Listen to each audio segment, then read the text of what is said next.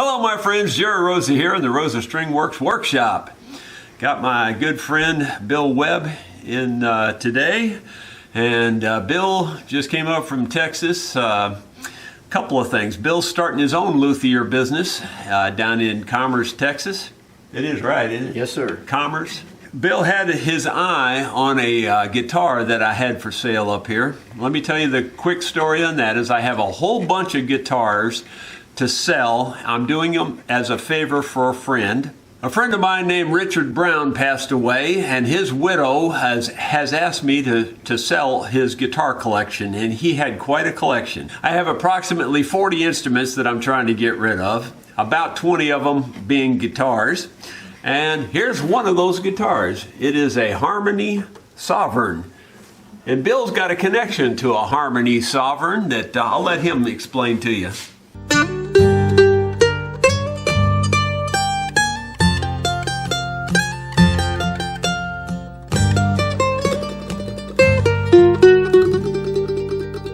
When I was in high school, my guitar teacher sold me a Harmony Sovereign, big jumbo Harmony Sovereign. I just love that guitar, and when I was in tech school in San Antonio at Lackland Air Force Base, I ended up not being able to travel back to Fort Worth with it, and I ended up just giving it to a kid who played guitar that didn't have one. And I've never seen another one like it until I seen this one. And so I told Jerry, I said, I want to come up and get that guitar. And so here we are.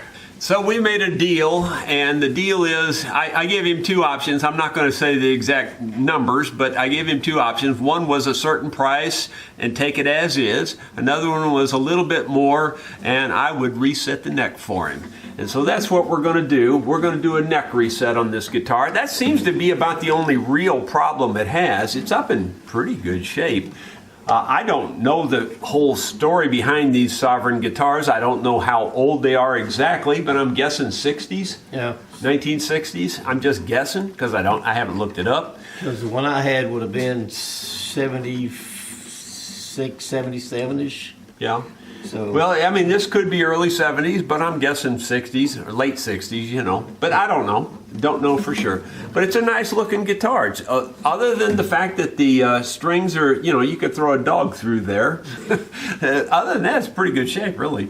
And it does have a pretty good sound, too. It's got, you know, a real wood top on it and everything. And we're going to get started here and see if we can't get the neck off this thing and reset it and make a real good guitar out of it. So follow along as we get into it. Well, my friends, as you can see, we've got the strings off of this thing, and I've just done some visuals on it and looking down the neck. The neck looks really good overall. It's just at the wrong angle. In case you don't know, you know, if you the angle is like this, and it should be like that. In other words, it should be slightly down instead of slightly up. And I'm exaggerating both of those, of course. It's not horrible, it's just up too high. If you're just talking about it from the relative top here to the height of this, I'm just, right now, I would say it's about 3/16 of an inch too high. So that's just a guess right now, but I'll show you a method of how we're going to make sure we get it right here in a little while. But the first thing we're going to have to do is get this neck off. Now, that's easier said than done. Let me get some materials here, and then we'll get started removing this. Okay, I've got me some warm water here and a paintbrush. And what I'm going to do is I'm going to paint water underneath this fret right here. And we're going to pull this fret. Unfortunately, the water don't seem like it's wanting to go under there. It seems like it wants to bead up, but I like to put water on here, and the reason I do that is to soften the fibers in the wood just a little tiny bit before I pull the fret out, because it usually will save some chipping. There's people that will argue that this expands the wood and that makes it harder. No, that's not the way it works. The way it works, wood doesn't expand in its length. It expands in its width. It expands across growth rings. It doesn't expand with the growth rings. So this will soften the ends of those growth rings, and if you don't soften them, when you pull this out, those little knobs that are on this fret are going to grab the ends of that grain and lift them up and just break. It may still do that, but it'll do it less. You just kind of have to trust your instincts on these things and do what you think is right, and that's what I think is right in this case. Let's see what happens. Here we go. Some people would heat it too, and you can, but I haven't had that much luck with the heating myself. And what I want to do here is I don't want to lift it straight out. I want to keep the pressure down. These are ground perfectly flat. And I want to keep the pressure of that flat down on the wood, and then only squeeze and just lift that fret while I'm pushing the wood down. That also helps keep the tear out to a minimum, though it may still tear. That seems to be working, but again, you just don't get in any big hurry, you know. If you just take your time with it, it popped out, I think. I think we're good. Hardly any tear out, if any. You know, I just dropped the fret down in there. But there's your close-up of it. Very minimal tear out, if any. You're going to get some no matter what you do. We're going to drill down through here in two places, and we're going to drill a little angle. We're going to try to match the dovetail here, and we're going to try to drill down into the back of that dovetail. I'll show you why here in a minute. Okay, so I've got a little drill here, and we're going to drill. Again, I'm just going to try to stay within the confines of behind the neck here. So we'll start about right here. And hopefully we're going to hit some pocket. Hit it. Perfect. Couldn't even be better, I don't think. Perfect. Absolutely hit a hollow spot in both cases. Perfect. You couldn't, that doesn't happen every time. Just so you know, it doesn't happen like that every time. Sometimes you'll have to wiggle it back a little bit, sometimes wiggle it that way sometimes, you know. This time, you just hit it. You can tell it too. You don't get that lucky every time, trust me. I have a hot plate off camera here that you can't really see, and it's heating up some water. It's got a steam kettle on it, and we're gonna be throwing a bunch of steam out that little needle there, and we'll put that needle down in these holes, and we'll steam this neck off this thing. At least that's the idea. I'll wait for that to get hot before I set this up. While I'm waiting for that to get hot, I'm going to put a hot plate on this and try to soften this up. So I'll get that and be right back. Okay, I've got my homemade bridge neck removal tool here. This has electric going through it. We're going to run this up to around 420 degrees. So right now you can see it's only at 65 degrees, and we're talking Fahrenheit degrees here. You'll have to do your own metric conversions. It has a PID computer in here that will hold this at a constant temperature versus a thermostat that goes up and down. So that's really nice, and once it gets good and hot, we should be able to slide a knife in here and pry this up loose, and then we'll get the steam down in there and then hopefully get the whole neck loose. So that's the idea behind it. Okay, we're getting close now. We're up to 413 degrees, and as I said that, we're already at 420. This is a artist palette knife that you can see I've ground the back of this off flat so that I can get real flat down angle to it, you know, and I've got the knife itself bent a little bit. I shortened it also so that it would be stiffer. You don't want this to be flexible. You want it to be really thin, but as stiff as possible. What I'll do now is I'll just lay this on top of this, and it heats it up very quickly because this thing's up to 430 degrees now, and it's dropping back down to the 420 as we speak, but it'll keep it right around 420 or so, and that's a good thing. Keeps it hot. It doesn't go up and down very much. So you're killing two birds with one stone. You're heating both things at once. I'm heating this knife and I'm heating this fretboard.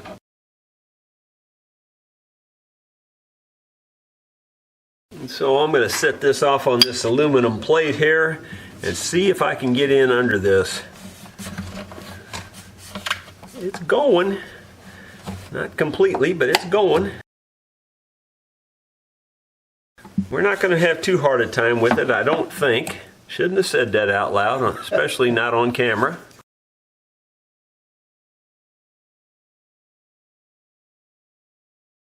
Yeah, I think we've just about got that. That's amazing. I think what I'm going to do, get a little tape. I'm going to put a piece of tape right here. Get it right next to this, and I'll see if I can get in underneath this edge to get it up here a little closer.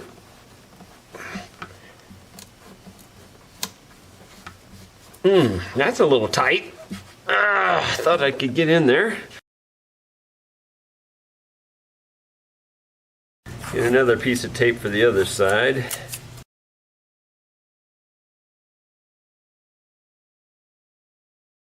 I think we've got it pretty good. It seems like it might be re-gluing itself a little bit.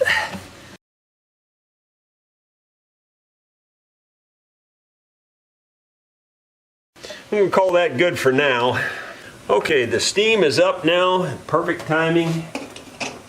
Hopefully the steam's going to come through.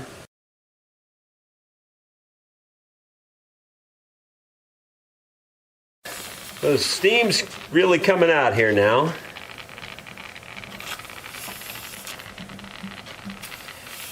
I can tell you one thing, you don't want to leave this in the hole and let it clog the hole with steam because it'll blow the end of that thing off.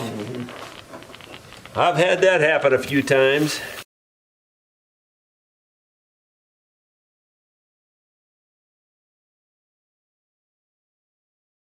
So I keep switching it back and forth here just to, mostly to let it have some air because, like I said, I don't want to build up pressure.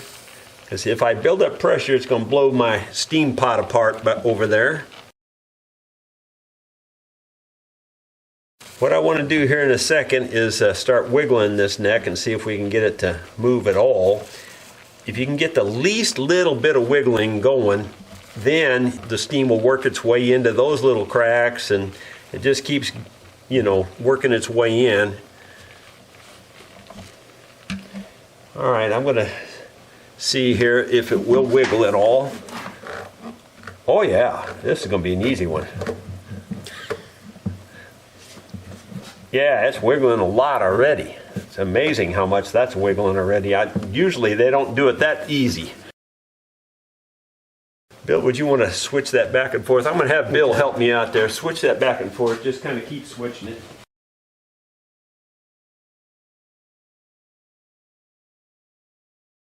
We may not even need this press. I went and got my neck pressed in case we have to press this out. A lot of times they'll come loose, but they still won't come out of the hole. And we may need the neck press if that's the case. But I think what I'm going to do here is wiggle it some more. Oh yeah, we're going to get this thing out, I think. No problem. I don't know if I can get it without the press, but we're going to get it. I'm trying to lift up as I wiggle it with my finger here. It's coming. All right, just to save time, I don't know if this will fit this big guitar. It may not fit it. I don't know if this neck press will work on this one or not. I don't think it's going to work. It's going to be really close, but I don't think it's actually going to work. So I think I'll do it a different way. For those of you who are squeamish, look away. It's a rubber mallet.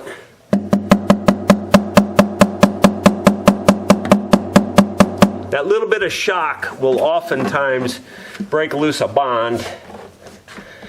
You know, I'm not hitting it very hard. This is an acoustic guitar. It's to make sound, and so when I hit it like that, it makes a lot of sound, but it's not really hitting it very hard. Well, we're right on the edge of coming loose. Let's see if we can get some more steam in this thing. The steam's about, this hot plate goes hot and cold, so I'm going to turn it back up. Maybe we can get some more steam in here. It's about quit putting out steam at the moment, but it'll come back as it heats up some more. It's really close to coming. It's just almost there. There goes some steam and hot water. That'll make all the difference in the world right there.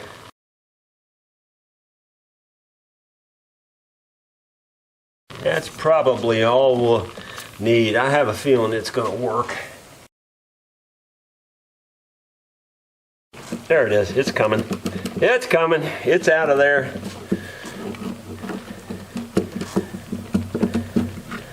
Piece of cake. Ain't nothing to it except to do it. You can see there, came out, didn't break nothing. Got a lot of glue hanging on, that's just glue. Did a nice job. Well, for the most part, we were very successful getting that out. And now we're going to probably wait until tomorrow before we do much more. But I thought, well, while the glue's still a little soft, I'll see if I can peel some of it out of here. I've got a really sharp little chisel, and I thought maybe I could just get rid of some of this glue.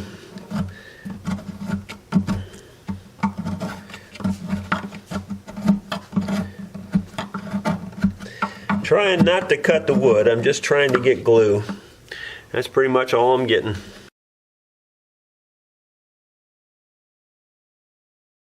It looks like they probably used Elmer's glue on this, and you might say, well, you're just making that up, or I'm just degrading the instrument, but Elmer's glue is an excellent wood glue. It's an excellent wood glue. In fact, the Elmer's wood glue that they actually make for wood glue is really, really good stuff, and regular plain old Elmer's glue works great for wood. Works really very good for wood.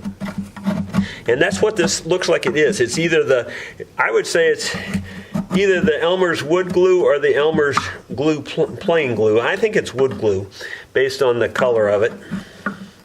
The regular glue is a little more clear. But either one of them's great glue. That's not what caused the neck angle to fail. The neck angle on these things just was never done very well to begin with. Almost every harmony in existence needs a neck reset. I have only seen a few harmonies that didn't need a neck reset. But they're good guitars otherwise. I mean, like this one's a fine little guitar, just needs a little TLC.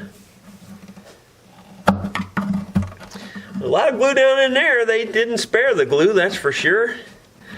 They got all kinds of glue going on in this thing. In fact, my fingers are starting to stick together, because that's the other myth, is that you have to use hide glue. These other glues won't soften, and they won't, I don't know. There's just all kinds of myths about the glue. But this kind of glue, this Titebond, any kind of regular wood glue like this, will soften with water. Now, not necessarily something like Gorilla Glue. Gorilla Glue is a different formula. But if you're talking about traditional wood glues, all you need is put a little steam in there. They'll come apart way faster than hide glue will. Hide glue on this, I guarantee you we'd still be fighting it. Believe it or not, it'll come loose, there's no doubt, but this stuff comes loose easier. That's the real myth, and that's this extremely defiant argument that they make, is that you can't take Titebond apart. You can't it comes apart faster than hide glue in many, many cases. Sometimes hide glue will almost fall apart, but most of the time you'll fight hide glue more than you will Titebond. Titebond comes, as soon as you get water on it, it comes loose. That's the awesome thing about Titebond. It won't come loose at all until you put the water to it. Once you put the water and steam to it, it'll just almost come loose like there's a zipper. But I can tell you for sure this is definitely not hide glue. So it may have been done once before. It's possible that somebody else did this already, because I would have expected it to be hide glue, but it's definitely not.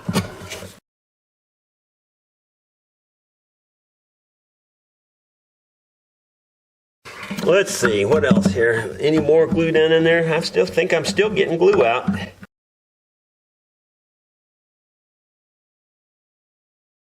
All right, so we'll call that good for now, that piece, and then we'll see what we can do about this piece. Get as much off of here as we can, too. There's a lot of glue on this, too.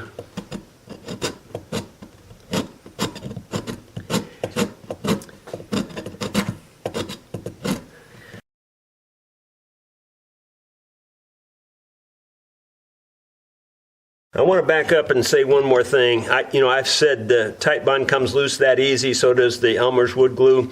That's only if you use the original forms of those glues. If you use the waterproof forms of the glues, you're up against it. They won't come loose at all. So don't ever do that. Always use the original form of Tite Bond or Elmer's wood glue, either one.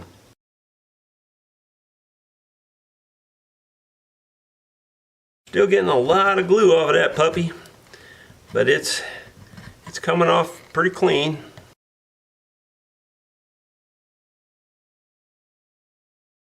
Just to be clear too, like I don't hide things in my videos, this did crack and break, but it was cracked all over anyway. It had little hairline cracks in it. So when I tapped on that, that did crack and break, but we've got the piece. We can either glue it back in there and you'd never know the difference because it was cracked anyway, or we just replace this whole thing with a new one, and I think that's probably the better way to go since this is all cracked up. You know, the rest of the binding and stuff is not all that cracked up, so that's just something that's shrunk. You know, the wood shrinks and moves on that width of the grain. Some people have heard me say this before, but when you're taking instruments apart, there's no zipper. You have to break them, and that's what we did here. We broke this thing apart. Fortunately, I've learned how to do that over the years where there's very minimal damage. And we really didn't have any damage on this other than if you want to call that little plate there a damage, but I don't really consider that a damage. Especially since it was all cracked to pieces already. I'm trying to leave the actual wood in place because it'll fill back in and go back in where to match the top of the guitar there. I kind of think this has been done once before. I think it was done originally at the factory. I think somebody else did it again, and we're doing it yet a third time. That's why I think, based on what I'm seeing. But I pretty much guarantee you it won't ever have to be done again.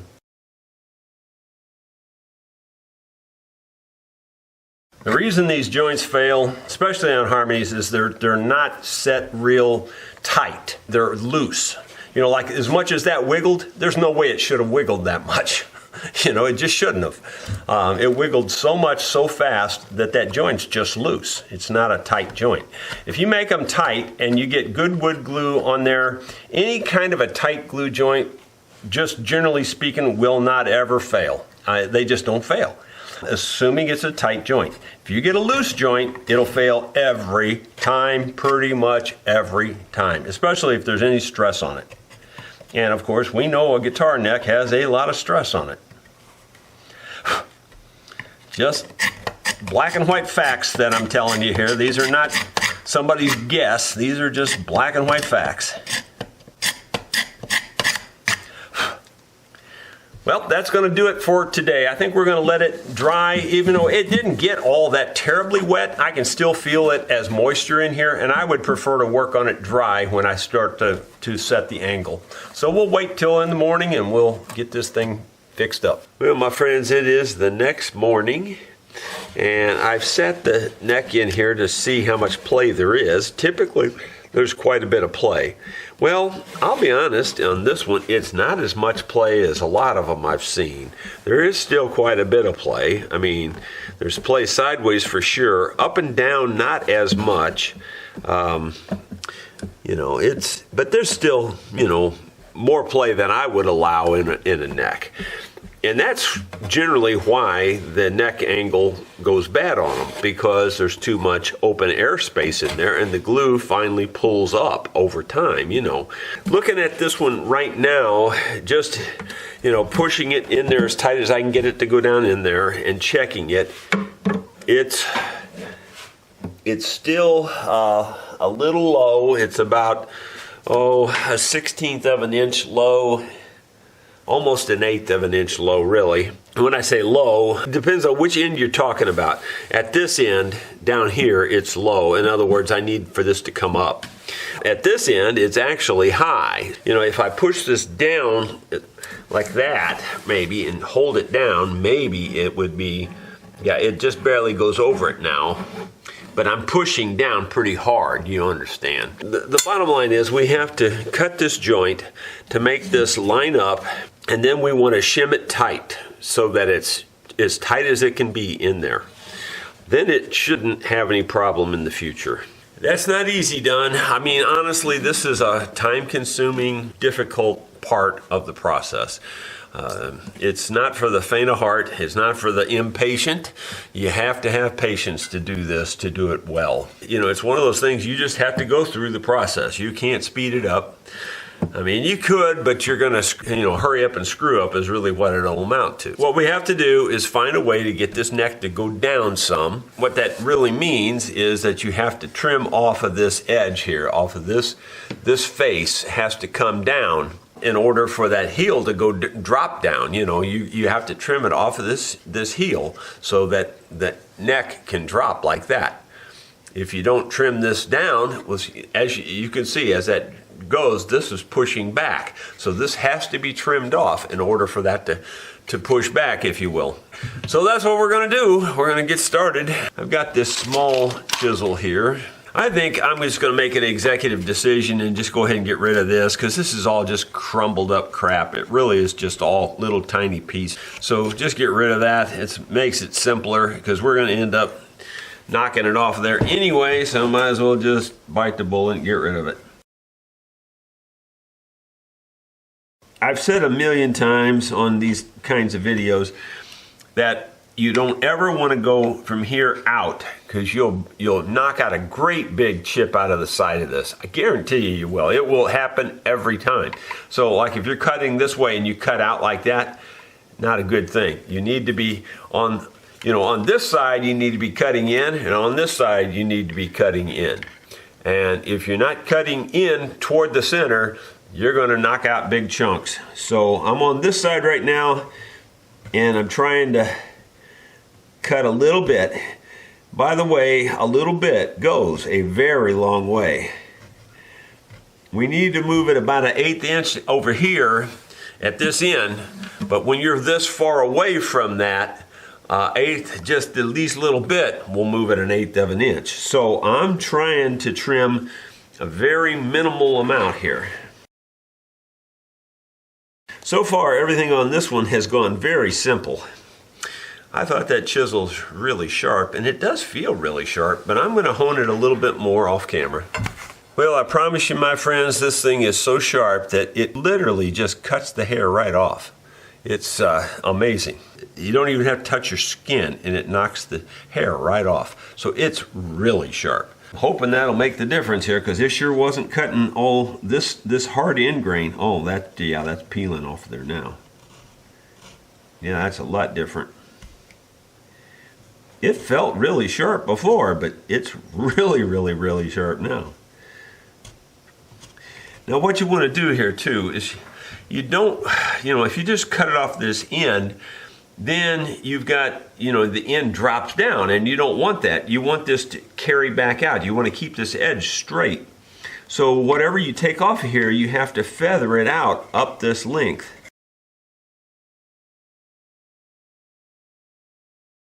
So what I'm doing is I look down it, make sure I've got a straight edge, and it looks pretty straight so far.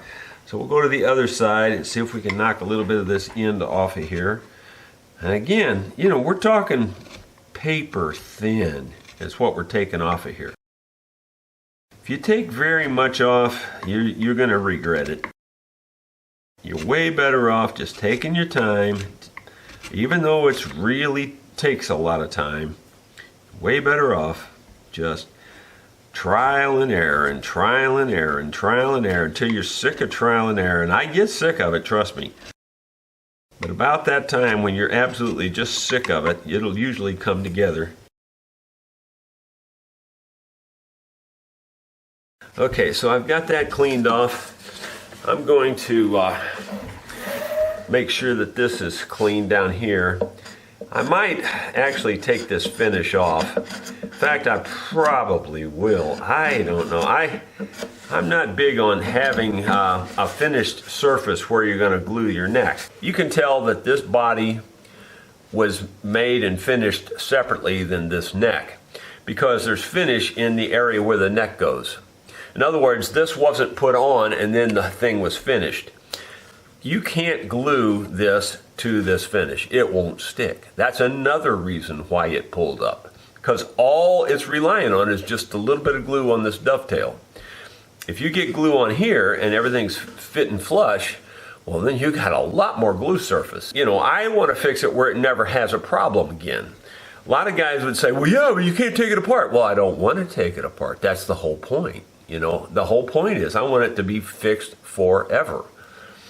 So that's just me. You know, I may be different than everybody else on that subject, but that's my opinion, and it's worked for me for 40 years. I haven't had any complaints or problems, so that's the way I do it.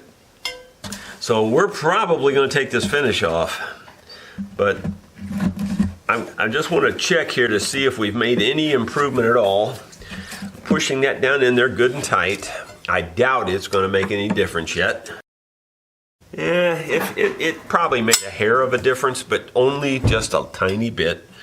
So what I think I'm going to do, because now that I've realized that that finish is on here, is I'm putting this down in there really tight. I'm going to get me a good sharp X-Acto blade.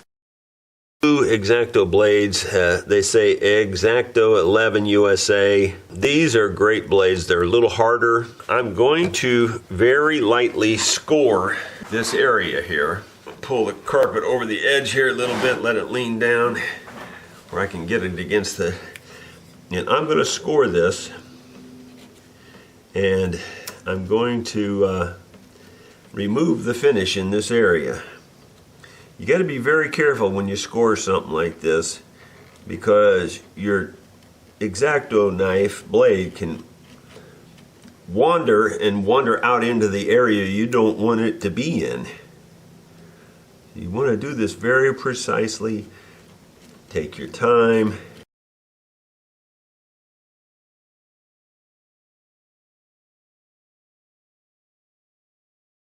Holding it this direction, I'm going to score it one more time on this side. I think you can see my score lines there. I'm going to remove the finish in those score lines, within those score lines, because, well, that's going to change the neck angle a lot right there. So I really want to do that before I go any further. And on this, I may get my other little tool out for picking this finish off. I'm going to try with this chisel first. I want to just get the finish and not the wood.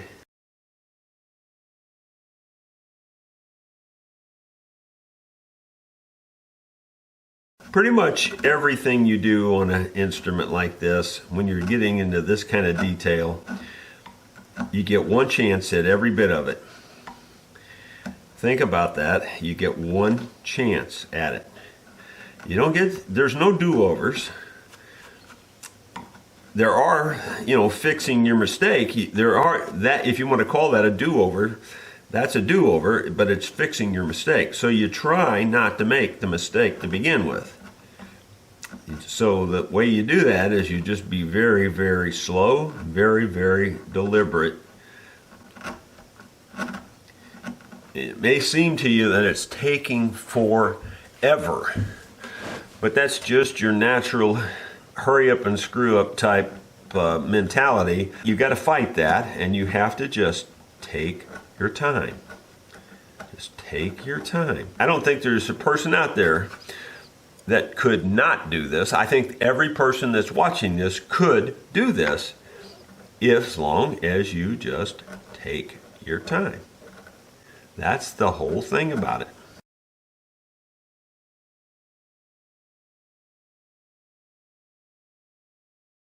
If you take your time like I'm doing here and clean it that clean, then it'll glue up and be really solid. It won't come loose again. If you've never done this before, it's really easy to go too deep. But that's why I'm taking such tiny bites. I am not just, you're not seeing me just grab this and push in there. I'm just sliding it under the leading edge of that finish, and I'm lifting it up.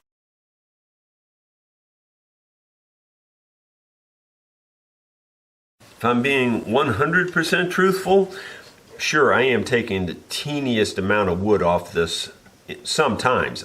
Sometimes I'm only getting the finish, but there are times where I'm getting the least little bit of wood.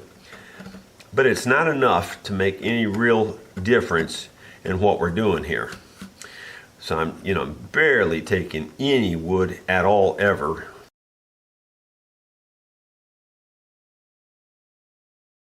And again, on the scoring, as you can see that score line there, how straight it is and everything, that score line, I went over that about 4 times with the X-Acto knife to make sure I was penetrating the finish. Now, I'm not trying to go deep in the wood, you just want to make sure you're through the finish.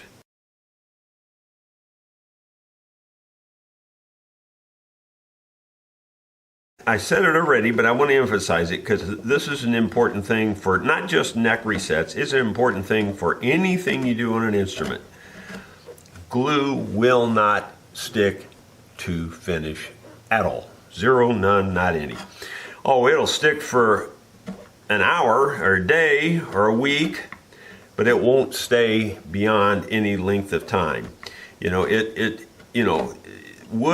Wood to wood with glue in it will last pretty much forever. Wood to finish with glue in there, it won't last, a year. Not well, anyway.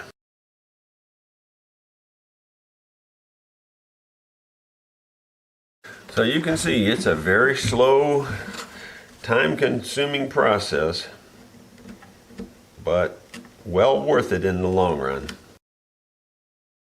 And of course, it's the same way when you're doing a bridge replacement. You want every bit of that finish off of there. This is going to make the neck fit up a lot looser, but that's to be expected, and that's just something you got to deal with. That's what shims are for. Once we tighten it up with shims and get wood to wood, good glue coverage and all that, it'll be just fine.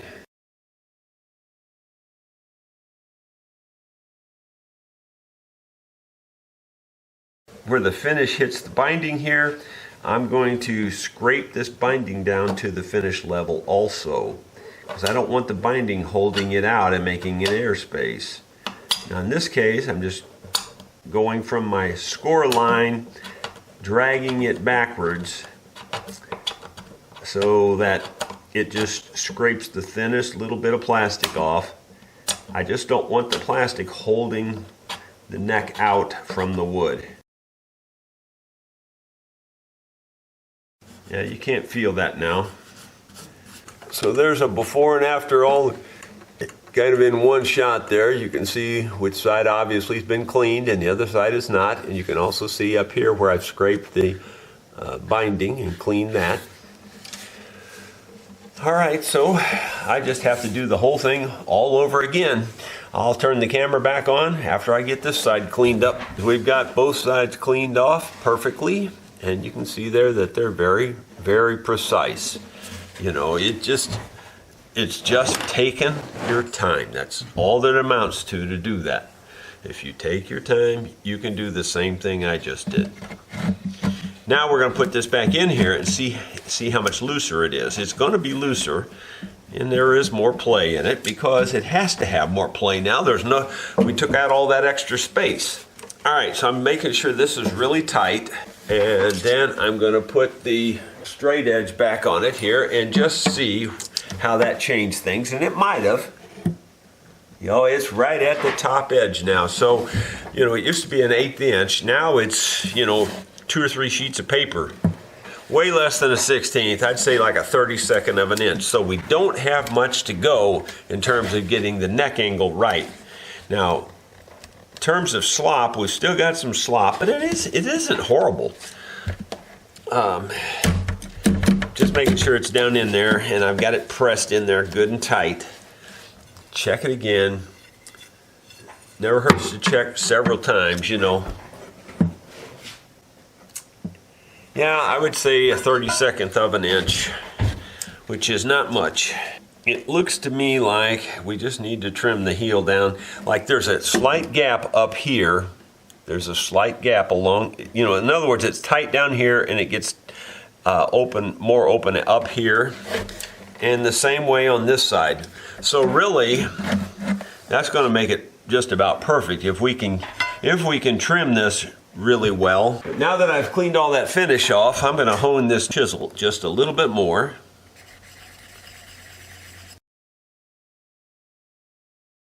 This is a fine Arkansas stone, fine grit. This is just a piece of leather on a board that I use for stropping, or, you know, like a barber would have done years ago with the razor. I promise you, that's about as sharp as you can get it. It's really sharp. I want to prove it to myself. Yep. Just touch the hair and they cut right off. What we want to do is, you know, keep in mind there's a gap up here, there's no gap down here. So what we're trying to do is take the amount of that gap off of this end down here. And when I say it's a gap, it's just a couple of sheets of paper gap. So that's all we need to take off. Now, I've noticed something right here. I doubt that's going to be a problem. There's a lump right inside there. Cutting that off. But anyway, I'm just going to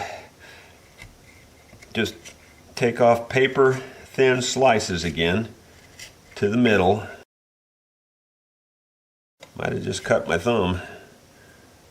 I don't think so, but I might have.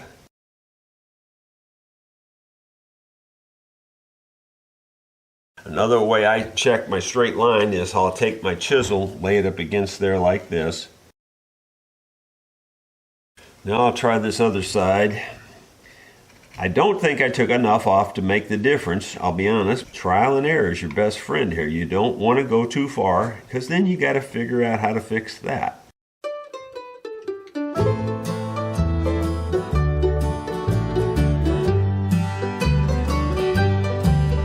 My sweet Miranda. No, it's not really made much difference. I didn't think it had, but yeah, I did cut my thumb. I touched the end of that blade, and when you touch it, it's pretty much going to cut you.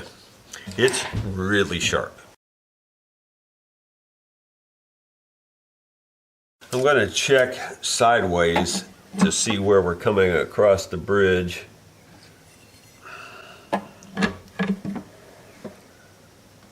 All right, it looks to me like the angle is, in other words, it's angled down this way more than this way. So from that, I think we need to take more off of this side so that this switches this way. And I think that's the way it looks here too. So anyway, that's what we're going to do. Take a little bit more off of this side.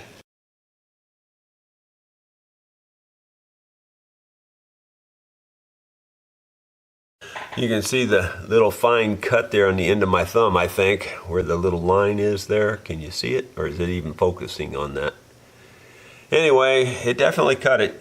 I bleed so easy. It's trying to bleed, but it's such a fine cut. It's not bleeding that bad. I can feel it though. I thought it cut it. I'm going to clean out some junk down in this cavity. Cleaning out more glue down in here. I'm using the X-Acto knife where I can get in there a little better. There's all kinds of, they had a lot of glue in here because there's a lot of open space.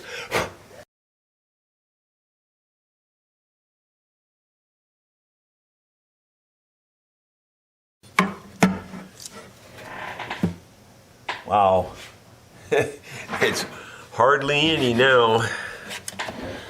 I want to clear this by, I don't know, 10, 20 thousandths. About 20 thousandths would be good. But I don't want to clear it any more than that. If you clear it by a lot, then it's just not good either, because you're going to have to raise your saddle up, and that's not good. I think this saddle might be glued in, and I don't really want to have to mess with it. I would hope we can set the action up just right without messing with that. Of the mountain, I recall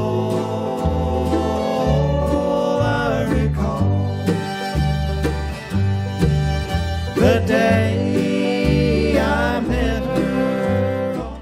This may seem like the hard, tedious part that we're doing right now. You ain't seen nothing yet, because fitting those shims in and making that all work out is by far the hardest.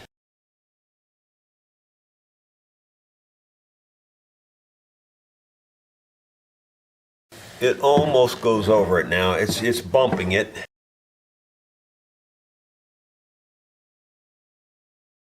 Pretty big gap on this side. Let me look at the angle now and see if the angle's improved at all.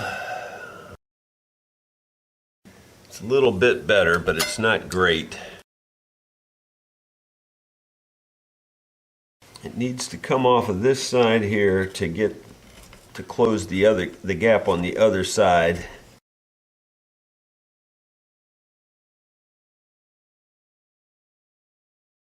I'll tell you another thing that is a problem on these necks, and you see it on just about every kind of neck, is that they have a tendency to dig a channel down in at an angle. In other words, at this angle like this, instead of flat, they have an angle. Now, I know why they do that. It makes it faster and easier, less interference, all that. But also, what does that do? It creates a big old void down in there where the glue is the only thing in there. There's no wood-to-wood contact. When I'm doing these, I flatten that out. I flatten it out. I try to get more wood-to-wood contact. I know they do it for ease of fit up and for speed and all of that good stuff. I get it. I know what they're doing. But I'm telling you, that's not good for strength. It's not good for strength at all. And I'm sure if you talk to those companies, they'd tell you 14 reasons why that's the way you need to do it. But I'm telling you, one reason is strength, and you don't want to do it because it hurts your strength. I know this is a bold claim, but you know, I'm saying this out there in the public, and I've got lots and lots and lots of viewers that I've done work for. The truth is, I don't remember ever having a joint come loose. When you make the joint right, I've never had one come loose. That includes bridges, necks, anything I've ever glued. As far as I know, nothing's ever come loose. So the point is, make a good connection. You only get one shot at making that good connection. So that's what we're trying to do here. Make a really, really good, strong connection.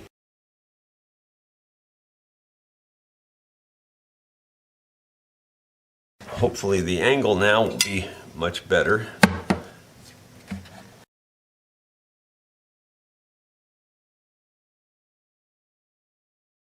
It looks pretty good. Let's see what the height is now. It's still right where it was. It's just right there bumping to go over. Boy, I don't know. I guess we're just going to have to take some more off the heel. In the fall,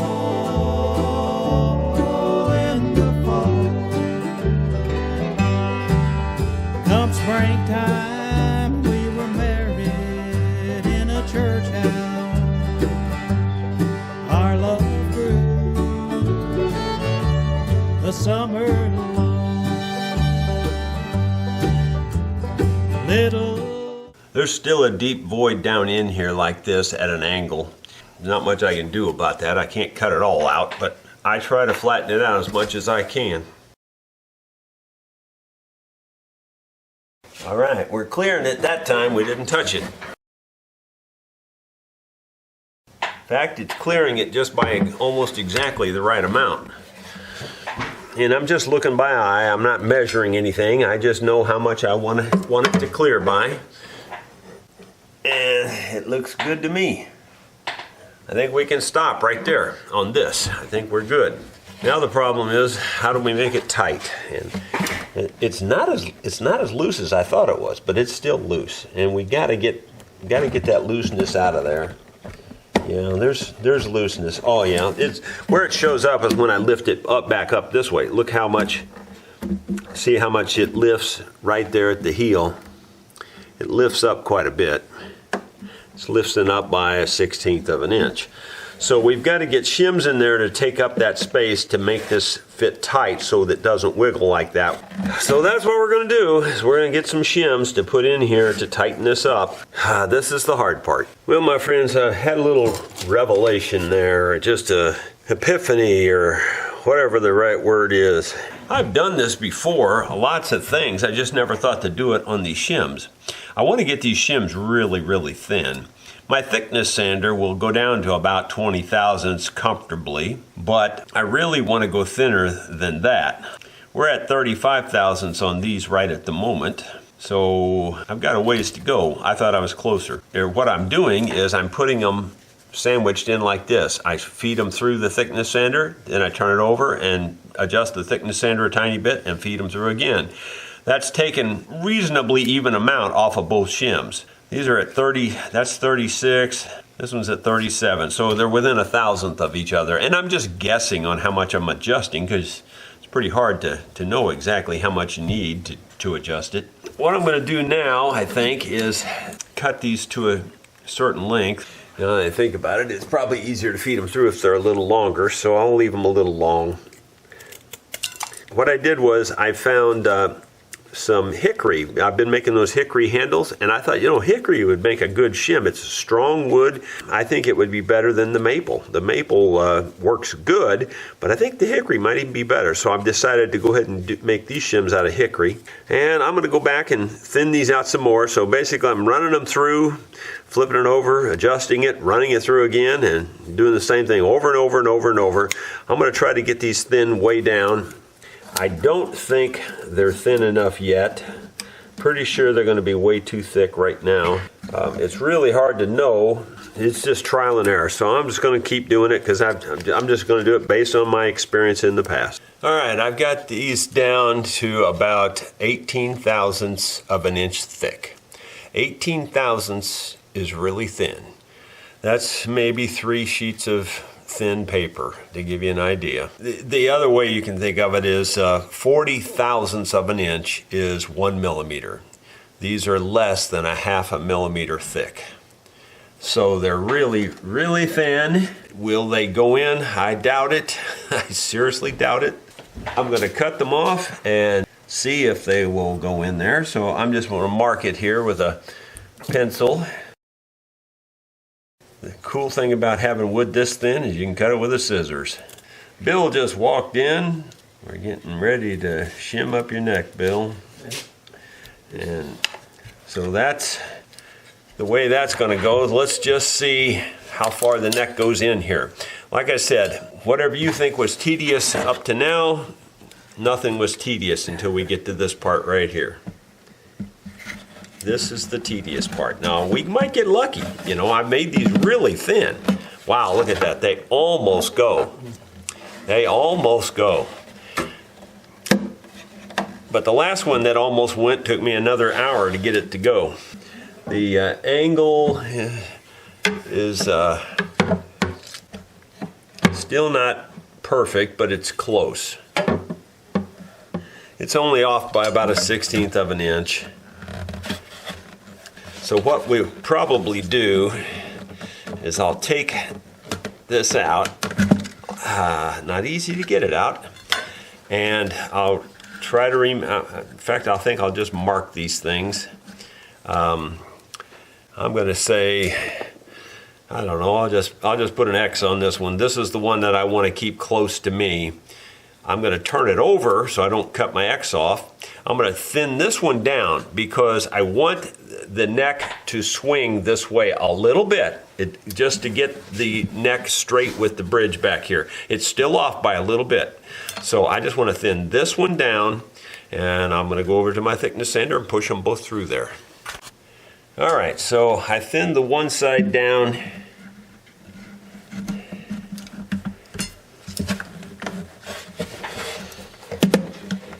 Boy, that's getting close.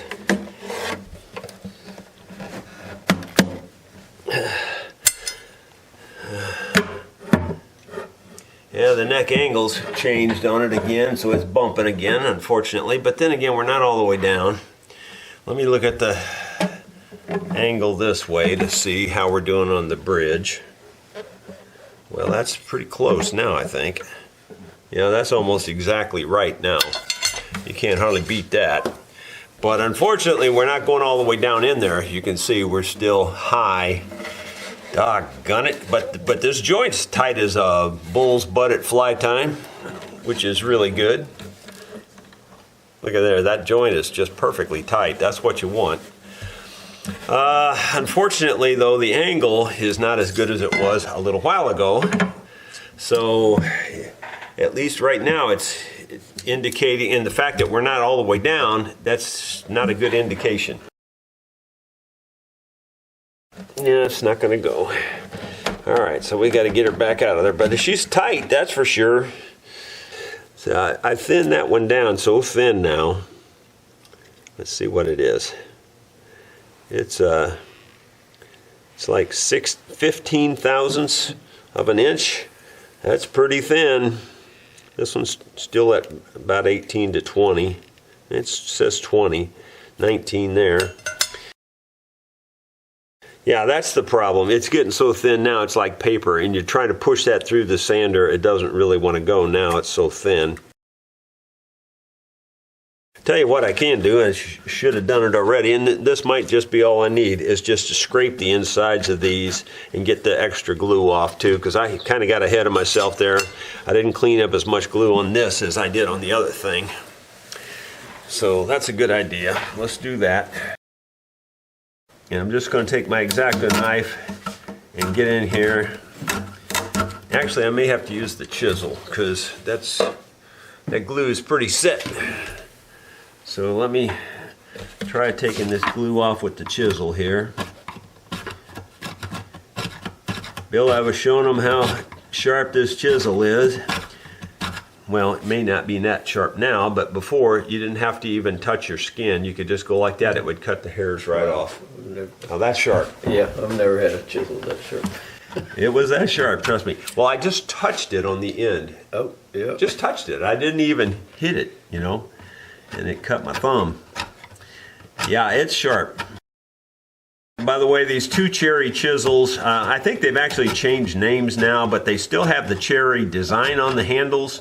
I have a link to those on the products I use page. I like these chisels. They're made, I believe they're made in Germany. Yep, it says Germany right on the handle here. Good quality stuff. And they're economical compared to other high-end chisels. Other high-end chisels are just crazy, crazy expensive. And these are expensive, don't get me wrong, but they're not like that. By comparison, these are inexpensive chisels. Or at least they were. I don't know. I haven't checked prices in years, so they may have gone up. I don't know. I think we're going to do some good here. This glue needs to be off of here anyway. That's another thing I've mentioned. I told you you don't glue anything to finish. Well, you don't glue anything to old glue either. And this old glue, I'm taking it off paper thin. Trust me, I'm not digging in. I'm just getting the glue off, and the wood's going to be left exposed. And that may be all we need to do here. This may fix our problem. Sure hope so. And Bill, I was telling him that you never, ever get in a hurry on this. This just is the stuff that anybody watching this video can do this. It's just that everybody gets in a hurry. So you got to take your time. You don't want to cut wood, you're just cutting glue. And you just take it off in little tiny, tiny pieces. I could get this out of here in a heartbeat. It wouldn't take no time at all. But I'd also make a big mess, you know, by taking too much wood out.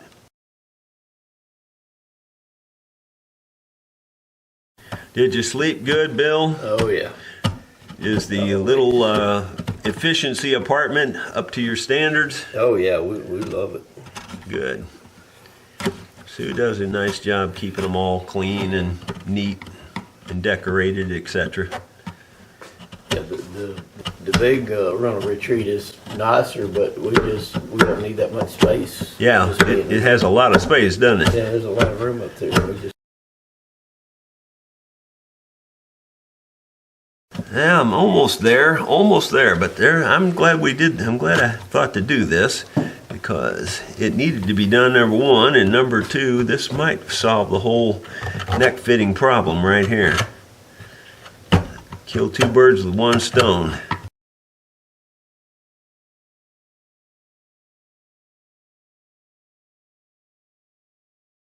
Well, that took that long to do one side. That's just one side. So I got to do the other side now. That I know my sweet Melinda, one short year she would be gone. Well, that's pretty good. Let's see if that helped. Okay, let's see. Will they fit in? Will it go together now? Wow, closer. It's even closer. It's really, really close, but it's not there. I'm just wondering what the neck angle looks like now. Is it both angles? This one's looks just about right, I think. Yep, it's just about perfect. It's just, because it was way off. It was, the angle was coming down below this, coming about right here before, and this side was in like that, you know. Wow. So now both sides are in just a little bit now. That's pretty good compared to where we were. And so close, but so far. I didn't expect the top angle to change much here, but obviously it did. So, because I had it going just past there perfectly. Now we're off by, I don't know, we might be 1/16 of an inch off. Doggone it. And we're about a 1/16 of an inch to go here too. It's tight. You don't see any play in it now, do you? See, I can pick it up and shake it around, and you know, that's the difference between a loose fitting neck and a well fitting neck. When you get them fit tight like that, they'll never come loose again. But they just don't fit them like that. That's the problem. Because it takes too much time. And in a factory, they don't want to spend that kind of time. I don't hardly blame them. I get it. But on the other hand, if you're doing it like this on your own, take the time. Do it. I think we can help ourselves more here. I didn't clean enough of the glue off of this yet. I was mostly just working on these two faces, Bill, these two faces to get the angle right. I didn't really work on glue so much yet. Should have, but I didn't. It's not too late because we do need to take some off of these. I have a feeling it's going to go down in there once we get all this glue off. But the angle may still not be perfect. My sweet Melinda of the mountain, I recall. Again, for the viewers, I'm really only trying very hard to only cut away glue. I'm trying not to cut away wood. Oh, I recall the day I met her on the mountain in the fall, in the fall.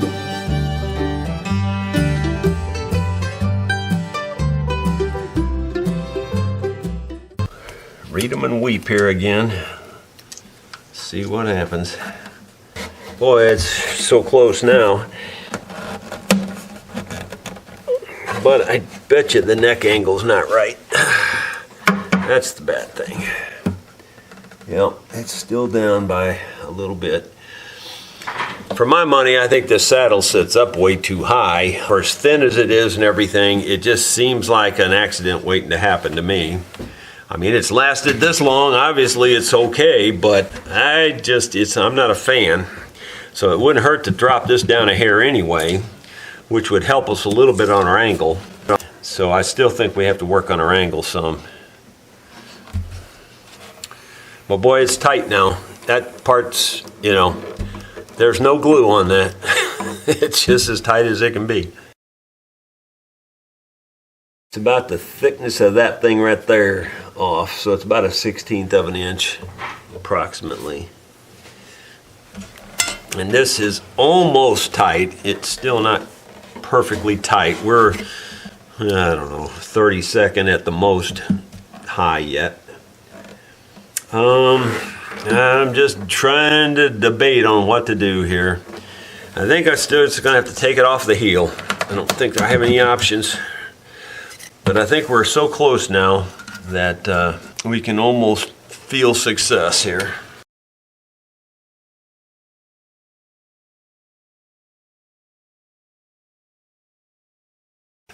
I was showing them, Bill, that one of the problems with any neck, it doesn't necessarily mean harmony, but they angle the angle in like this so much that the only thing that's touching is this outer edge, which is good and bad. It's good for the fact that it looks nice and tight, but it's bad because you don't have a surface to glue, you know, to glue on. So me, personally, I always flatten those out. I want some surface to get some glue to stick. In fact, before you get down here, Bill, I cleaned all this off. All this had finish on it. Yeah. And you can't get nothing to stick to finish. It ain't gonna stick and it ain't gonna stay and your neck's gonna come loose. So why not give ourselves the best opportunity, make everything work just right. Okay, and just checking for straightness here.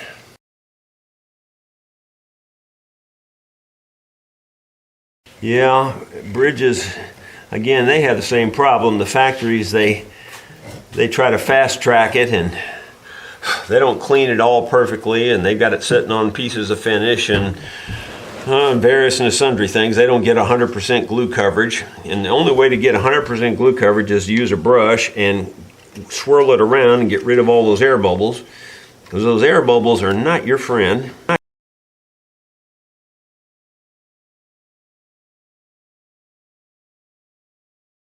Let's see, did we make any difference?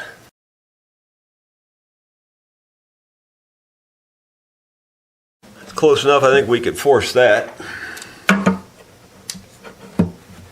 Oh, yeah, we almost going over that.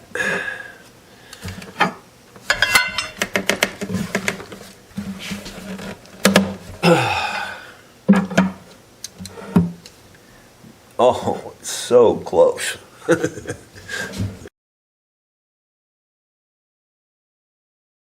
It's right there. It wants to go over. Yep. I think if we do lower this down just a hair, we've got it, but I'd prefer to not have to lower that very much. I think we're on the right track. I think I'll just do some more of what I just did, and I think we're there. Like I said when I started this, it's all trial and error, and you just take your time, and you take your time, and you take your time, and eventually you'll get there. About the time you just get absolutely sick of doing it, you'll just about be done. And I'm getting close to being sick of doing it.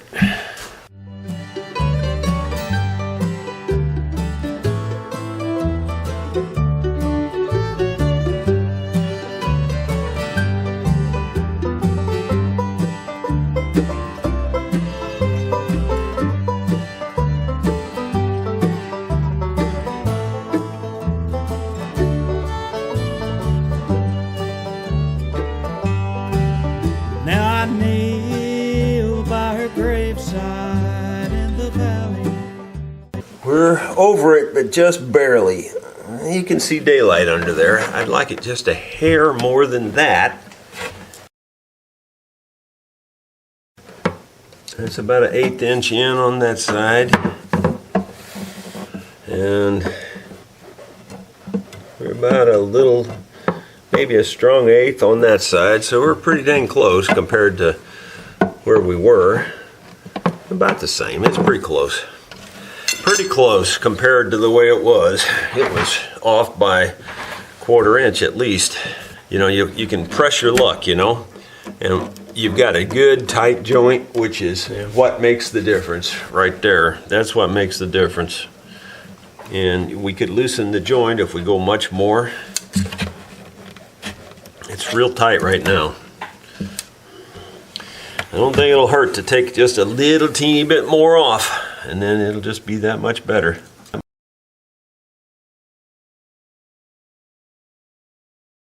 It don't take much on a short angle like that to, you know, for the long angle, to affect the long angle much.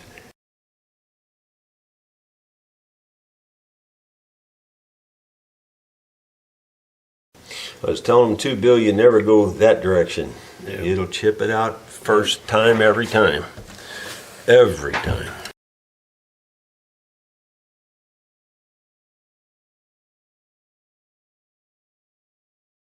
Hopefully that's it. That's it. Uh-oh. It says my recording was stopped automatically. I'm not sure why. But anyway, I started that again. I hope I didn't miss too much. I just checked the angle. It seems to be working just perfectly. We've got about, I'm guessing 30 thousandths clearance, and that's about what you want, roughly.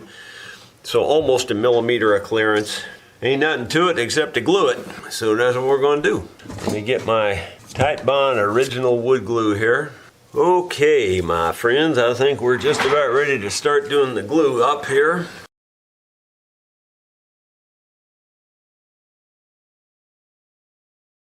A lot of people would tell you you have to put a wedge under there. Well, Martin since 1833 doesn't put wedges under there. So I don't think I need to. I don't need to teach Martin how to build a guitar. You know, you will bend this down, sure, you will bend it down, and pretty much all of them are bent down, and all of them have a slight hump right here. That's just the nature of the beast. If you don't like that, put a wedge under there. That's not how I roll. I'm going to coat this area on the front here where I cleaned it all off, cleaned all the finish off. And yes, this is all going to squeeze out and get on the finish and all that, and no, I don't care because it wipes off real easy.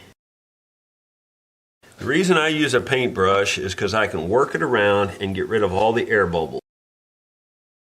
Air pockets are not your friend. By the fact that we've put so much glue in here, we will have a tougher time squeezing this neck down in there, but I've got clamps for that, and I think we can make it happen. Listening to the lonesome crickets call, can't help but cry and remember the day I lost my Melinda in the fall. Pretty much all the surfaces that need to be glued are glued now. Now we will hope for the best here.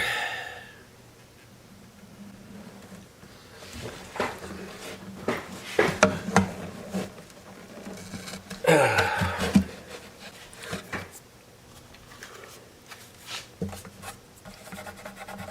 little glue there, a little glue here and there. Got it all over my hands.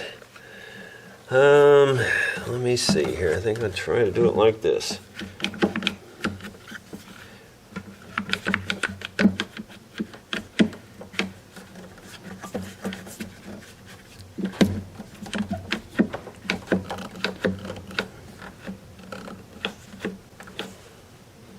It looks pretty good. It's right down there where it should be. Now the problem is, how did it change the neck angle here? Did it change the neck angle? And let's test that. This will be the last time we'll be able to test it at all. Hopefully it's good. You know, it's passable, I think. I think we can make it, because we may have to take a little off the saddle, but you know, you can only do what you can do on some of these things. What I want to try to do is press down on that neck and give myself the best chance I got of making it tight. All right, so we've got that. Now we're going to put this web clamp on, or at least I'm going to try to. Yeah, that'd be good. That'd be helpful. I don't ever have help. Let's see. And then go ahead and pull it a little tighter. Just, yeah, snug. And then I'll tighten that up, tighten this side up, and then we just start. So we're pulling the neck heel down, which is another good thing for the angle. In fact, Now that we've got that pulling down, I'm going to loosen this up just a little bit, take that off even, and let this do some more pulling. You got to be careful. You can go too tight with anything. Now it'll give me another opportunity to check this. It's right on that edge, man. It's right on the teetering edge. I wish it was better, but it's as good as we're going to get, I think. It's doable. It's just going over the saddle. It's doable. The thing is, you got to realize that this is different than what was done before in that it's super solid tight. It ain't got no room to be moving around. The glue ain't going to give. Where before the glue would stretch because it had so many air pockets in there.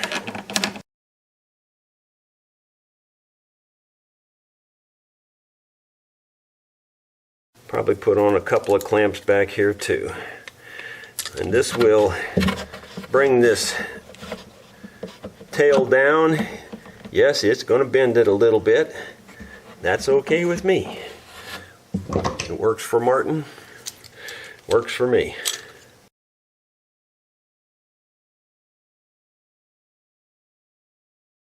That looks as good as we can do. So about all we can do now is just maybe do a little glue cleanup. Then we'll have to wait till tomorrow to test her out. Just for grins, I'm going to take this back off again. Try to check the angle one more time. I think it'll be okay. I just take the brush and use that to clean up a lot of the glue at first, because it's all starting to dry a little bit and the water will wet it back down and let you get it cleaned up really good.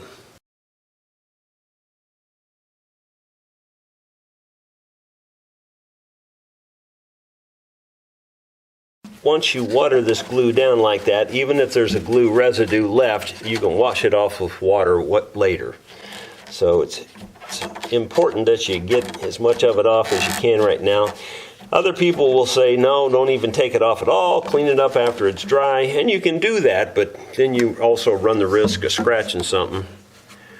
So I just soon do it now. A little bit more work now probably.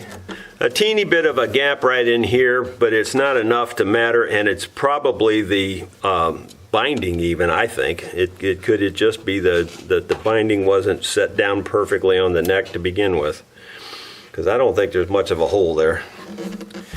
And even if there is, a little tiny bit of filler will just make that look perfect. The main thing is the neck's on straight, the neck's at the right angle, and it's solid as a rock. It's not going to go anywhere. Bill pointed out that the pickguard's not original on this guitar, and he's absolutely right. I didn't notice it, but you can tell now because it doesn't match the curve, for one thing. That's one reason I can tell it's not original. Also, now that I look at it, you can see that the original came out like right here.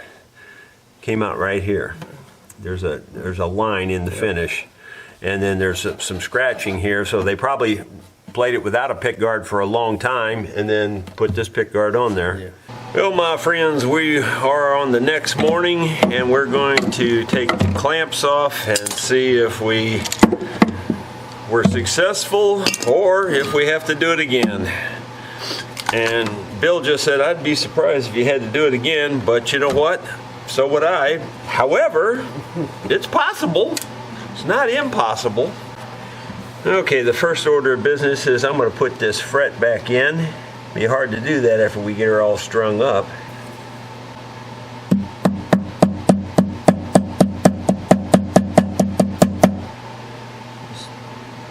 That looks pretty good. That's a plastic hammer in case you're wondering.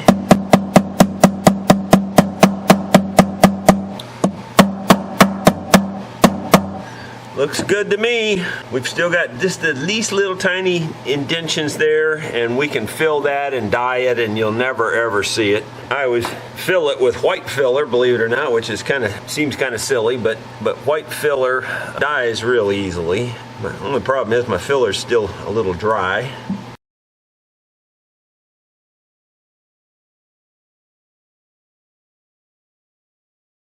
I think I'm going to go ahead and put a little filler on this edge here just to make it look better. It won't affect anything one way or the other, just for looks.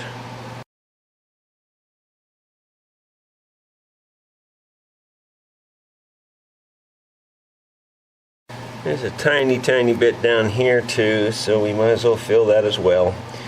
Now if you remember how tight this fit in there, there's no play in this.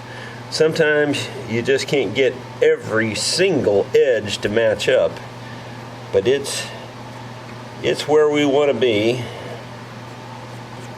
Sometimes there's little minor things like that that you just have to address. Like this one's pretty solid all the way. There's a little tiny bit there.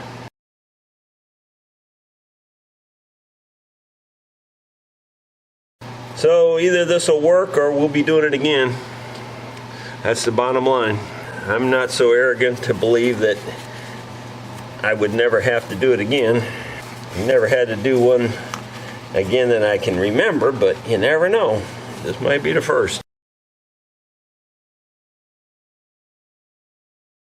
I got a little light brown dye, and we'll just try to touch just the spots. This stuff's going to be a little darker than this, but I think it'll be fine. When you rub it and get it cleaned off, it generally cleans up. And if not, we can use some alcohol on it or something. Well, actually, unexpectedly, the white didn't dye and the rest of it did. That's kind of strange. I'll give it a little more time. We'll work on it in a minute.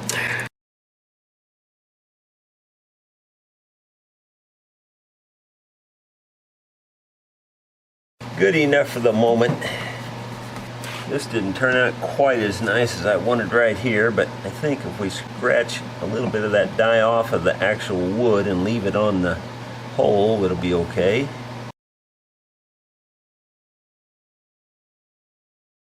That's pretty good. You'd have to look at it pretty close to see it. Well, let me look down this thing first.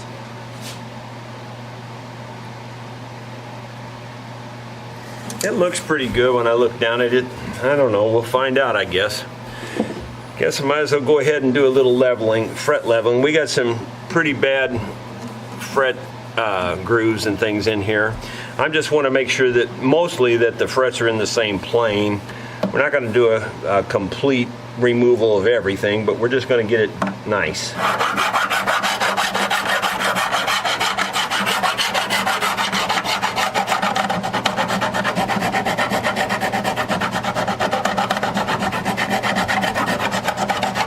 In the video, often it doesn't show that I'm going around like this, but I'm following it, and Bill's standing here watching me. I bet he can see that I am.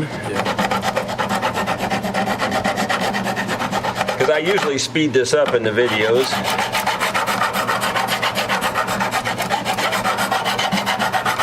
Sweet Melinda of the mountain,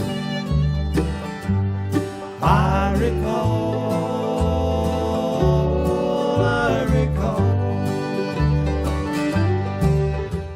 The hecklers out there think you have to have a full-length filing. This will get you where you want to be 10 times faster. The full-length thing is for amateurs, in my opinion. It isn't important that this fret is level with this fret. It's important that this fret's level with this fret and this fret and this fret and this fret. You know, it's all relative to where you are. Because when you press this one down, this one back here don't make much difference. It's this one right here that makes a difference. So that's where that's the relative flatness of a fingerboard. And as far as whether or not the fingerboard has a slight underbow, if you're using this type of file, it'll still work. You don't have to have the fretboard perfectly flat. real flat is good. You know, as close as you can get to it is good. But it doesn't have to be perfect with this type of file. Where you get that long thing, not only does it need to be perfect, but it'll take you a month of Sundays to get them all level too. This will do it 10 times faster and it'll work perfect. I've been doing it for over 40 years. I've never had a complaint. Day I lost her on the mountain. Now I'll cry forevermore. Now I'll cry forevermore. Forever. Trying to go till I can just barely see these grooves, and then just about the time one or two of them starts to disappear, that's good enough. And then we'll re-round them, and that'll probably get rid of the rest of it.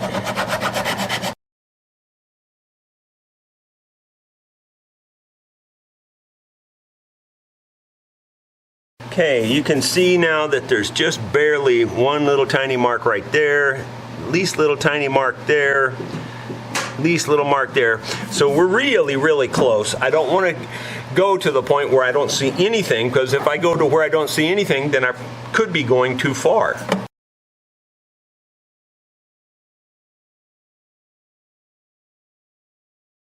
I think we're about there. Just making sure every fret's been filed. So I think we can recrown it now. Gonna get comfortable. It's gonna be a long ride now.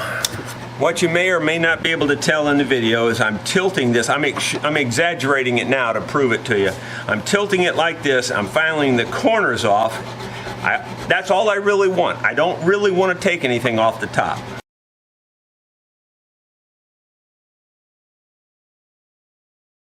And I'm not even going to try to get it perfect. It'll get a lot better when I sand it.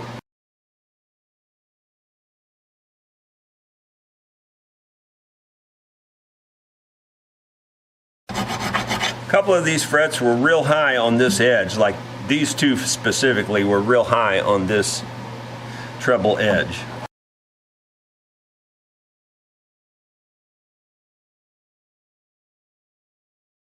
Had to take off quite a bit down here, so this one's a little flatter than the average fret, but it's part of what you have to do.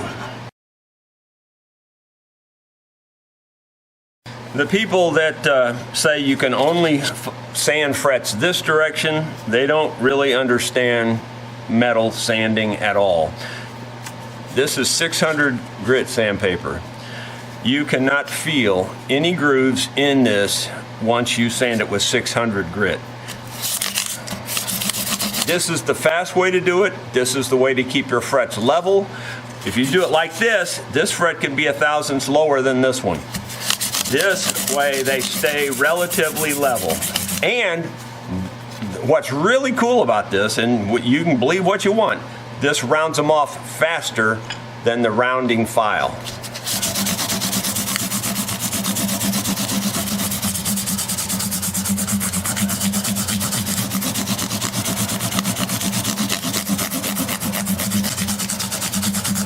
The only negative to this method, the only negative, is that it, buffs up or messes up the fingerboard. But I like to re-scrape all the fingerboards anyway, most of the time. The only time I don't do this is on a pristine instrument, one that's just perfect. If it's already perfect, there's no reason to do this, because then you're going to have to scrape a perfect fretboard. Now it'd be kind of stupid. So on a fretboard like this, that's got all kinds of little scarring and, ugliness to it, scraping it makes it look like new again. So in a way, this negative is a positive. But this is the only negative, is that it does mess up the fingerboard. So you need to think about that before you do it. And you also need to be good at scraping with a razor blade before you do this. If you're not good at scraping with a razor blade, don't do this.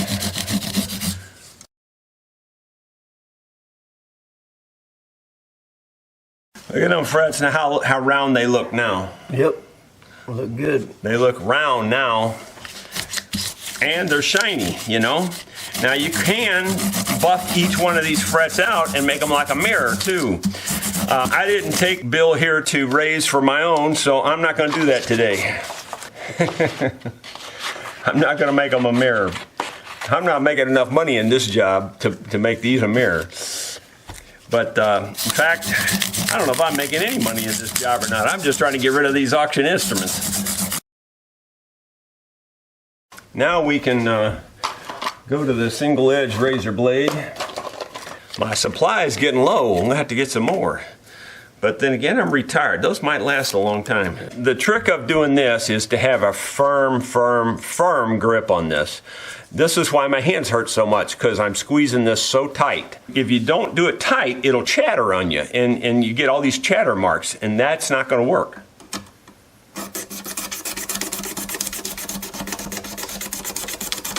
In fact, there's a ton of chatter marks in this. If you look at it, can you see those chatter marks in there? There are chatter marks all the way up and down this. And so that's even harder to remove. Whenever there are already marks that go this way, removing them going this way is very difficult, very difficult. So a lot of times I'll have to turn it at an angle and do it that way. But we'll get it.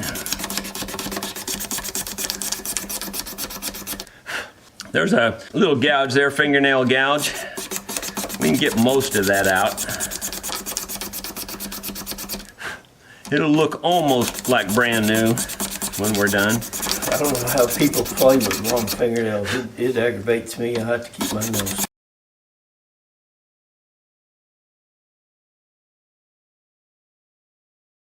This honestly looks like it's easy to do, but this is very difficult.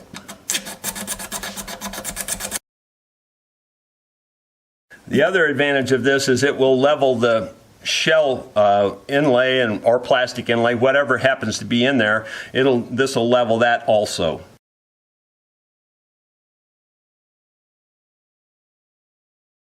I love the way they look when you scrape them on the hook. Oh yeah. Yeah, they look like brand new once you put that oil on them.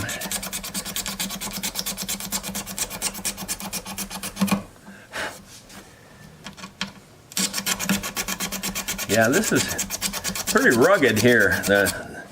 Those little, I don't know if you guys can see it in the camera or not, but there's little marks going across this. You know, these are areas that I haven't touched yet, so maybe you can see that. I don't know if it'll focus on that or not, but it ain't pretty, and it ain't pretty to go across those. The lines that are going this way are hard to go across this way.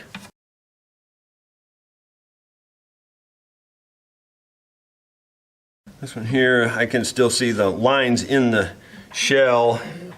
So I'm going to see if I can do a little more on these with the shell, because they got some lines. This one here, I got them out, I think. But these two have a little bit, and this one has a lot.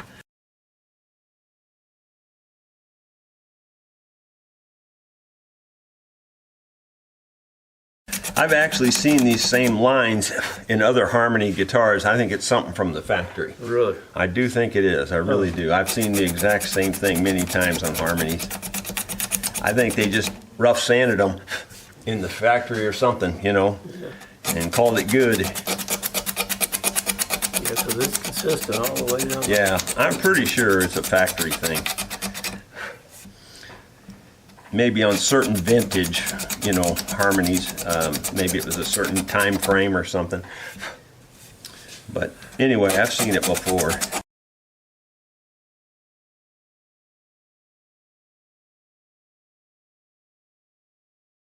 The original Harmony that I had, the picture that I've got with me holding it, probably 1979. The guitar strap that's on it, I still have that guitar strap. I'll be. And it was made out of a pair of blue jeans that I had when I was in high school. I cut the legs out of them. That's pretty funny. And my mother, I cut them out, and my mother sewed them up for me. Well, that's really a cool memory there. So I'll put that strap on there. strap back there. That'll be awesome. It'd be nice if we could find a pick guard for this. You know, original pick guard. You might be able to. You get out there and start searching Google and stuff. Nothing else, you could probably make one, you know, get the right material and just go for it. You know, you'll be able, if once you get this one off, and I imagine we can get it off with a heat gun or something, Yeah. you could probably find the old outline and get a pretty close match. Yeah, it's hard to get these end ones because you can't go like that because you run off the end of the fretboard. Yep. You don't want to knock that binding loose. No. Yeah, I know. Well, I haven't never done that, only about 50 times.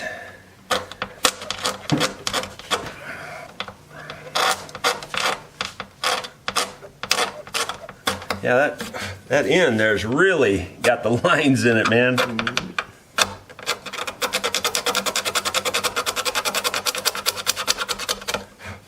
It's got a lot of lines up there. Guess they got tired right at the end there. You better put more pressure on it or something.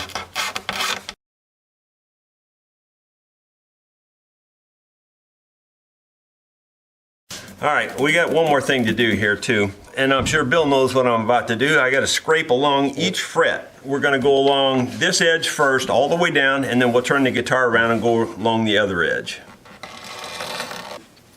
You might not be able to see anything happening here, but there is stuff jammed up against these frets, and I don't know if you can see it in the close up there, but you can see that little fuzz and dust and stuff. It pops it off of there.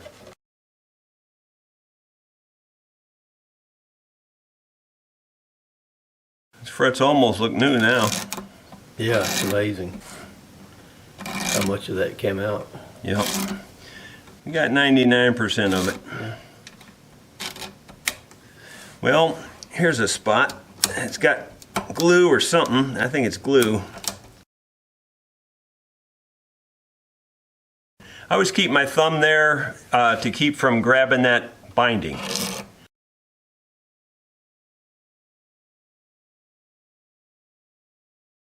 Once again, I don't know if it'll focus on that up close, but you can see how nearly perfect those frets are, how round they are looking, and they weren't that round until I sanded them. The sanding is what really makes them look good. And like I said, you can sand them the other way if you want to. That's your business. I'm telling you the right way to do it in my opinion, and that keeps them level, it makes them really round, and it makes them shiny, and you can take your fingernail and you cannot feel anything. There is no scratching going on there at all. So there you go, do what you want. We are going to put on the Be Good oil. Now, boiled linseed oil is perfectly fine. In fact, it's just as good in my opinion. The only difference is this has a little bit of beeswax in it, and it's food safe and everything, so it's really a good finish. It kind of puts a little bit of a finish on the wood, maybe a little bit more than linseed oil, but honestly the linseed oil is fine. It's really good. Boiled linseed oil is really good.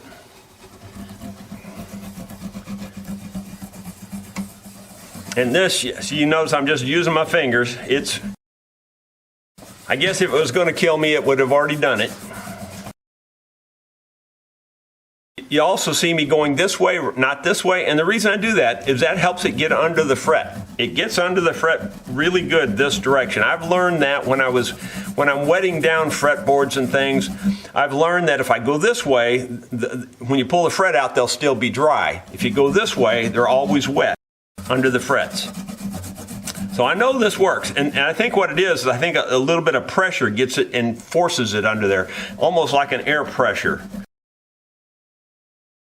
You don't have to wait or anything, you can just start wiping it right back off.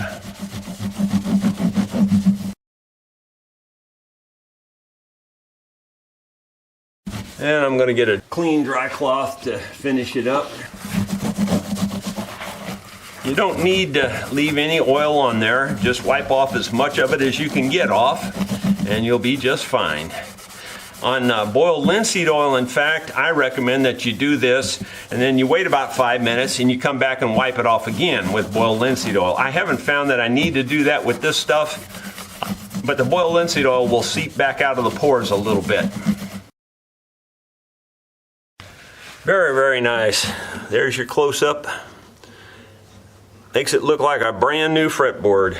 And Bill's provided his own strings, so we're going to use his strings. You know that's the difference between a violin and a fiddle, don't you? That a violin uses strings and a fiddle uses strings. You know, it's amazing to me that they can make a plastic bag or a penny beer can that'll pretty much last forever, and they can't make a $100,000 automobile that lasts till it's paid off. Ain't that something? This is one of them through the bridge deals. I'm not a huge fan of this, but it's okay.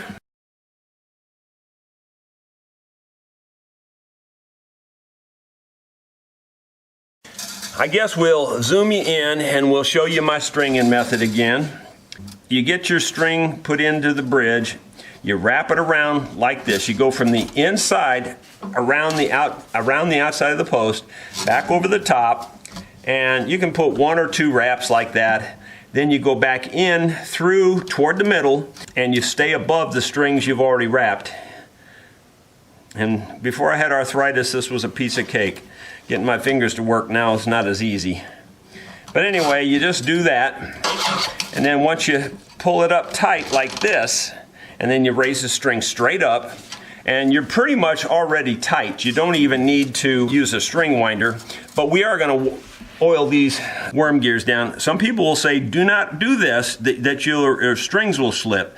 And it's absolutely untrue. If your things are slipping, most likely you're tuning it wrong. You know, you might say, well, how can you tune it wrong? Well, if you tune down to any notes, in other words, you go past it and then you come back to it, it's going to slip on you.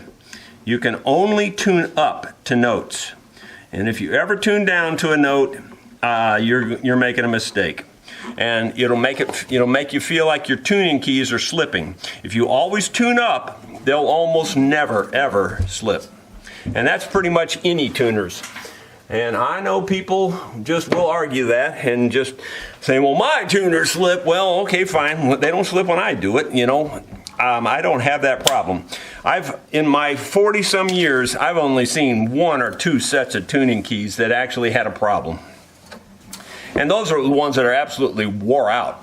When you look at the gears, you can see they're wore through. The other thing that's important about this is that you want to make sure your strings stay winding down the post. You never want your strings winding up the post. Always down. And if you wind them like I showed you, it happens automatically. Well, that's already looking pretty close. Yeah. That's looking pretty good. Way better than it was, I can tell you that. I think I'll just put the 2 outside strings on. We'll test it a little bit and see where we're at. Okay, on this side, on the treble side, I do my strings different. So let me show you how I do that. You could do it the same way, but you need to wrap it around the post several more times. So instead of doing that, I just pull it up fairly close like this, come around it, you know, so I go from the inside out, then I come around the post and come back under the string here, if I can get back under it. With my stiff fingers, none of this is easy anymore.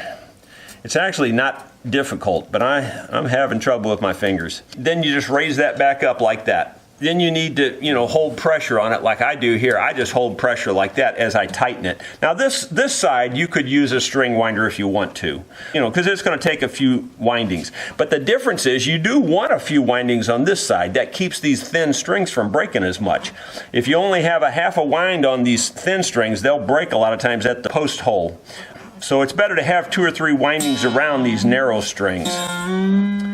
These you don't have to have so much winding on this side, on the bass side. But anyway, that's how I do it. So I have 2 different methods, one for the treble side, one for the bass side. Wow, that looks pretty straight down the neck too. Look at that. Yeah, looks pretty darn straight. Because it wasn't straight before, I can tell you. So those are going pretty straight down the neck as well. Maybe I showed you that the neck angle was actually going across. Now I'm exaggerating it a lot, but it was, the edge of this was actually coming across right in here. Now it's coming across right about in here. So anyway, it's much straighter and the action looks really good right at the moment. Let Let me tune it up once and then we'll have a better idea. Actually, it's a little low right at the moment, isn't it?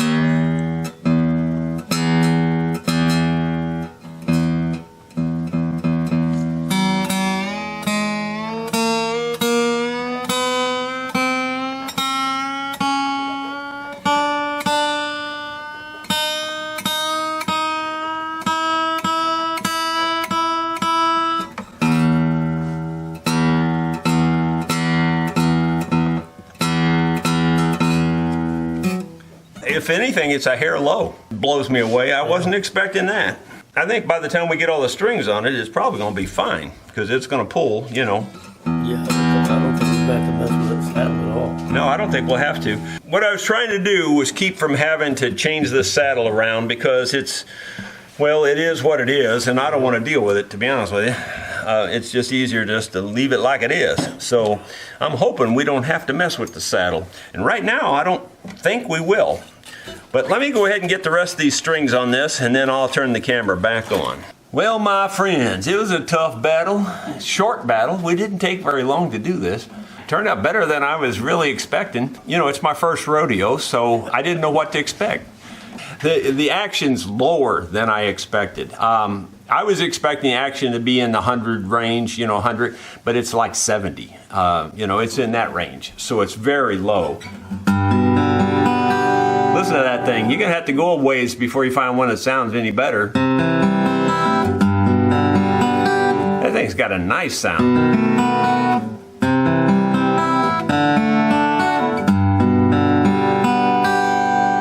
I told Bill, we're going to have to raise the price. That sounds good, man. That's got a nice sound. It really does. Now, if you can get yourself the original pick guard, you really got you something there.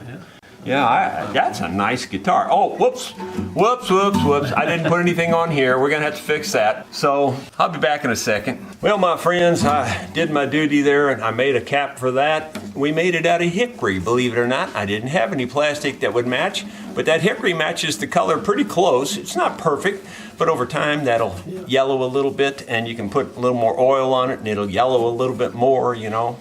So it'll be just fine. This guitar is really nice. I'm really proud of the job we did on this. Bill, why don't you sit down and play it for the folks? We haven't checked the tuning since I worked on it, so I assume it's got brand new strings, so it could be out of tune. Sounds good.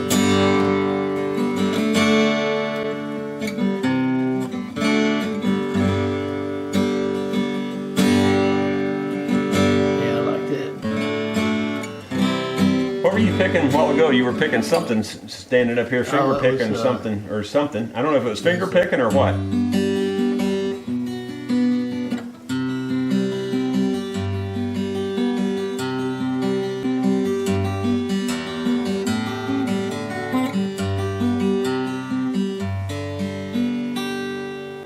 Does it meet your expectations? Yes, sir. Yes, sir. Man, I couldn't be happier with the way it turned out because, I mean, you could throw a dog through those strings before. I mean, they were up that high. You could, it was unplayable. And with it being as jammed as tight in that joint as it can be jammed in there, the only way it could ever move again is if the neck block itself would actually move. And I mean, that's altogether possible. That could happen. But it won't be the neck in the neck block, it'll be the neck block itself.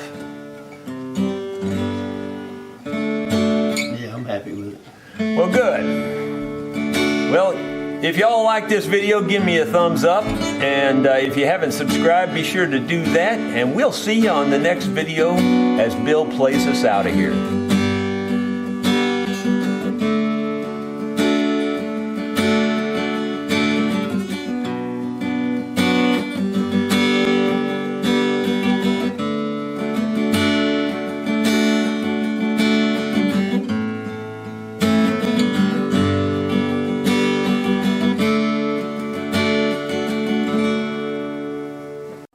Bye.